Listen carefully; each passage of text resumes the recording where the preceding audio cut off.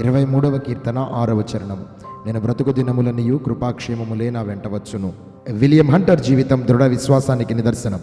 కేవలం 19 సంవత్సరాల వయసులో విలియం హంటర్ ఇంగ్లీష్ బైబిల్ చదివినందుకు రాణి మేరీ వన్ పాలనలో కారాగారానికి గురయ్యాడు. జైలు లోపల అతడిని తరచుగా బెదిరించి ప్రొటెస్టెంట్ విశ్వాసాన్ని త్యజించమని ఒత్తిడి తెచ్చేవారు. అయితే ఎంతటి కష్టాలైనా దేవుని సమక్షంలో తాను సంతోషముగా ఉన్నాడు. ఆయన మంచితనాన్ని నమ్మి తన భయాలను గెలిచాడు. 1555వ సంవత్సరం మార్చి నెల 26న విలియం గారిని బ్రెంట్వుడ్లోని బలిపీఠం వద్ద చంపేందుకు తీసుకువెళ్లారు. అగ్నిలో నాశనమయ్యే క్షణములో కూడా అతడు చిరునవ్వుతో తన విశ్వాసాన్ని ప్రకటించాడు. అక్కడ ఉన్నవారు అతని హృదయ ధైర్యాన్ని చూసి ఆశ్చర్యపోయారు.